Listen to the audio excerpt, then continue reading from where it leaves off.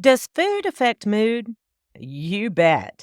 Stay tuned, and I'll tell you which foods to bite so you don't. I'm Dr. Vicki Petz Casper. I practiced obstetrics and gynecology for 20 years until I landed on the other side of the sheets as a very sick patient. When my own body betrayed me, I took a handful of pills to manage my disease and another handful to counteract the side effects. My health was out of control. Through surgery, medications, and lots of prayers, I regained my strength only to face another diagnosis.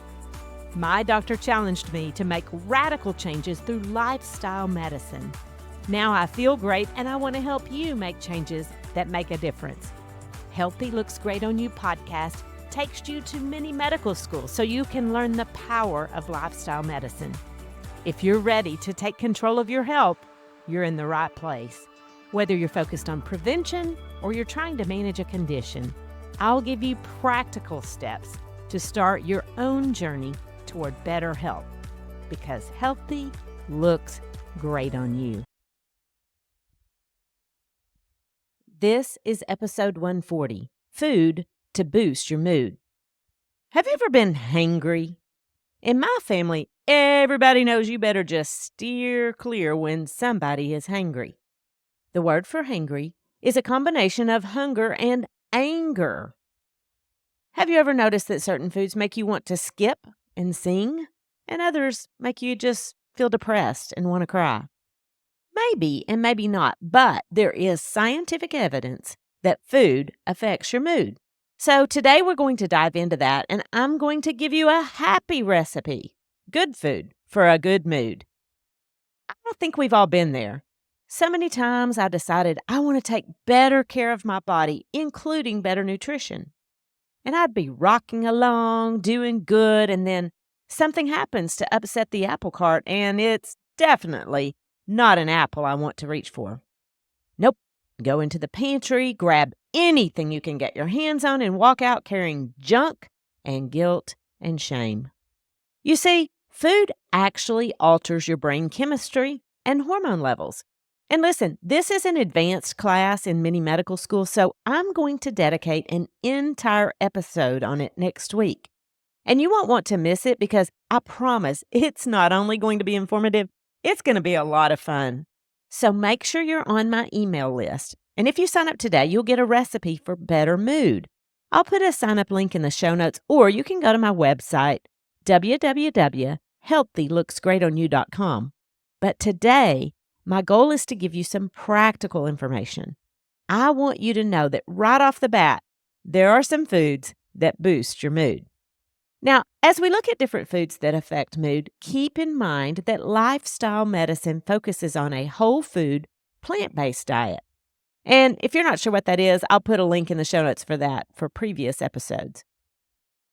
But keep that in mind, and don't think that I'm going to neglect the other pillars of lifestyle medicine, because this is going to be a whole series on mood, and we're going to focus on how physical activity affects your mood, as well as sleep and substance abuse and stress management and social connectedness. And though I want this episode to be super practical, I do think you need to go to mini medical school for a short course on the brain-gut connection, because this is really the why behind how foods affect your mood. And this is an exciting area of nutrition research. The gut microbiome has a huge impact on our brain function. Your digestive system is actually home to trillions of microorganisms, and that's what we call the gut microbiome. And these little inhabitants aren't just hitchhikers. They play a crucial role in overall health, including mental well-being. The gut and the brain are in constant communication through what we call the gut-brain axis. This is a two-way street of communication that involves neural pathways like the vagus nerve, hormones, immune components, and even neurotransmitters that are produced in the gut. This is really interesting stuff. You've probably heard of serotonin. It's the happy neurotransmitter, and we're going to talk about that more next week, but here's a little teaser. 90% of it is actually produced in the gut. So that means that how healthy your gut is has a direct impact on your mood and emotional well-being. Huh, who knew that to focus on mental health, we need to focus on gut health? Now, how do we do that? Well, it turns out that food really is medicine, and the key to a healthy gut is fiber. And fiber is only found in plants. It's also known as a prebiotic, and what that means is that it feeds the gut bacteria. So these are good bacteria, and they break fiber down and they produce compounds called short chain fatty acids. These are known to have an anti inflammatory function, and that helps with brain function. So, diet is the main way that you influence your gut microbiome. And as a general principle, remember to always incorporate a diversity of plants, such as fruits and vegetables and legumes, to keep your body and your mind healthy, because these alterations in the gut microbiome are associated with various mood disorders, including depression and anxiety. So, eat the rainbow. Another interesting area of research is on fermented foods. There are some studies that show that consuming fermented foods is associated with reduced anxiety. Think kombucha, but be careful. Sometimes it can have caffeine and sugar in it. But also things like sauerkraut and kimchi. Now, let's go back to that feeling of hunger. You can feel anger, but you can also feel anxiousness. I mean, for me, it can even be a sense of panic. What causes that? Well, it turns out that a spike in blood sugar, followed by a dramatic decrease in blood sugar, stimulates hormones that are associated with appetite. So now your appetite is stimulated, and you have horns growing out of the top of your head, and you're looking for any food you can get. What if there's a better way? What if, when you're stressed and anxious, instead of reaching for something that's going to actually make your symptoms worse, you could snack on foods that calm your mood? I know you're ready for me to get to some specifics, so let's do it. First of all, I already mentioned high fiber foods. So think high fiber vegetables like broccoli and carrots, even green beans and spinach. You can dip raw vegetables like cucumbers and red bell peppers into hummus, and it's yummy. And hummus is made of chickpeas, and what I like to do is take the chickpeas, even out of a can, dry them off really good, maybe put just a little bit of olive oil on them, sprinkle a heavy dose of paprika, and roast them in the oven at 400 degrees. What you'll get is a little snack food that is high in protein and is really good for you. You see, here's the thing about snacking. There is something soothing and comforting about crunching. So, in addition to raw vegetables like broccoli and carrots, you can crunch on an apple, and it's very satisfying. And in one study, the more frequently you consume fruit, the less anxiety people had. And ironically, in this particular study, that wasn't true for vegetables, but it has been shown in other studies to have benefit. But it was the frequency, not the total amount of fruit that was consumed. So maybe just get a bowl of strawberries or grapes or cherries and keep it out and grab one every time you walk by. Another good food for boosting your mood is bananas. Bananas have tryptophan, which is a precursor to that happy neurotransmitter, serotonin. Another thing that's great for your gut microbiome and also has lots of fiber, so it keeps you full, it's associated with longevity, helps you stay on a diet, and that is beans. All kinds of beans. Black beans, brown beans, white beans, pinto beans, cannelli beans, but not jelly beans, because remember, when you eat sweets, what happens to your blood sugar? Spike. And what goes up must come down. So there are things you should eat, and there are things you should avoid, because that's going to make your symptoms worse.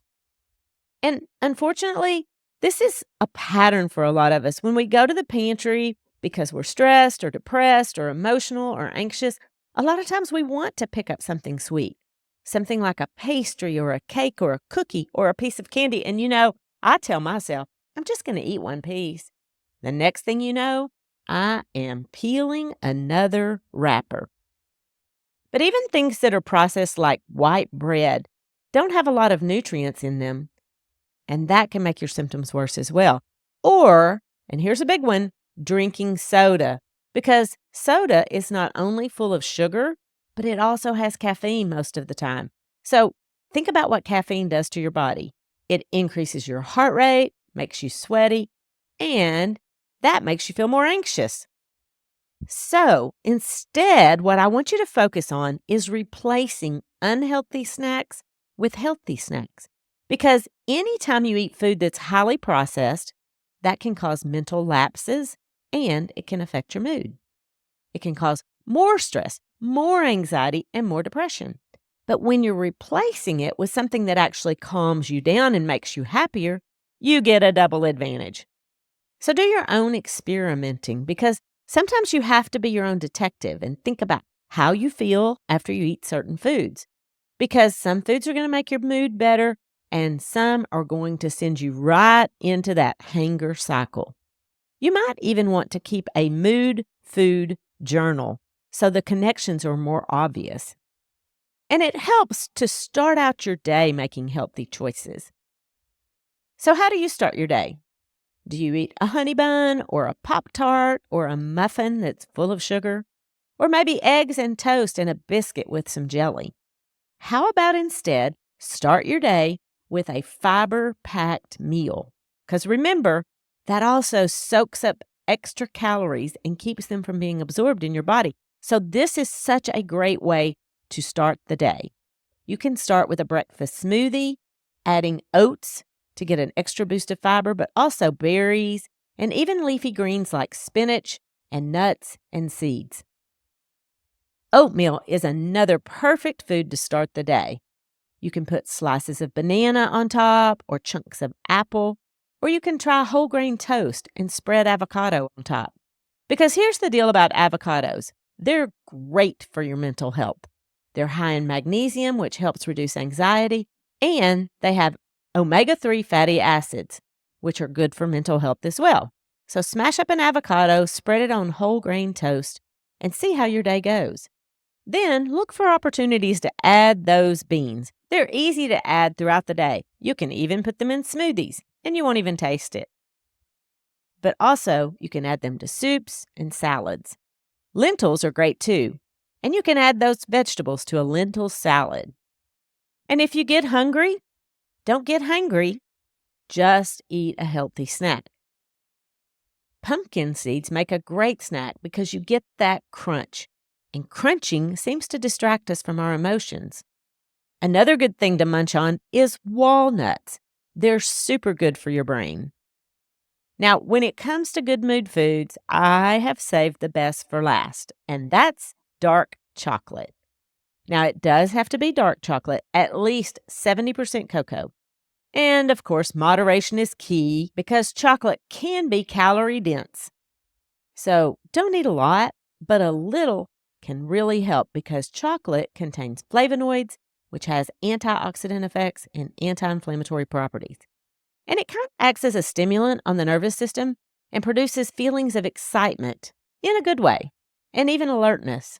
And chocolate also contains tryptophan, and that's that precursor to the happy neurotransmitter serotonin that we're going to talk about next week. Dark chocolate also contains magnesium, which is that other super important mineral that reduces stress and helps regulate mood. By eating dark chocolate, you can reduce your cortisol levels, balance your hormones and neurotransmitters, and release endorphins. How about that for a great snack? So practically speaking, what does this look like? Well, think about trail mix. You could throw in some pumpkin seeds because they have a lot of zinc, and that tends to reduce anxiety. Add some berries, walnuts, and a little bit of dark chocolate, and you've got something you can munch on to distract your nerves and biochemically alter your mood. Now, I think I would be remiss if I didn't remind you about some things to avoid. I mean, alcohol is kind of a no-brainer, and I know people drink a glass of wine or have a cocktail to calm their nerves, but ultimately, alcohol is always a depressant. And it not only disrupts your sleep, but over time, it increases your anxiety levels. Also, too much caffeine is a bad thing. Now you know I love a couple of cups of coffee in the morning, but think about it. Caffeine increases your heart rate and makes you feel more anxious. Now let's talk just a little bit more about fried foods. Have you ever heard of Morgan Spurlock? About 20 years ago, this guy decided that he would only eat food from McDonald's for an entire month. It was kind of crazy. He wanted to eat every item on the menu at least once, and if the clerk said, "Would you like to supersize that?" he always said yes.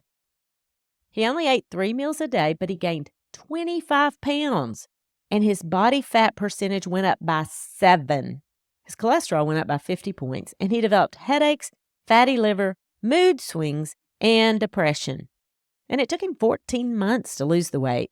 Eventually, he went on a vegan diet to detox.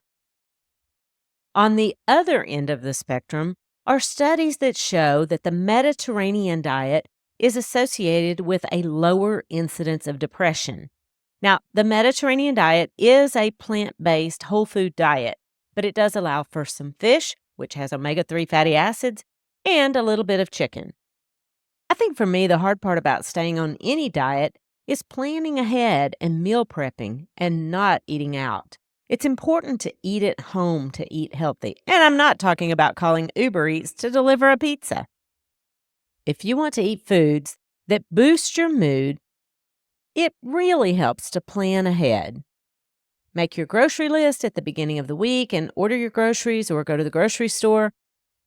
And don't even buy junk food, and especially don't buy junk food for your kids. I often hear people say, "Well, I keep this for the kids."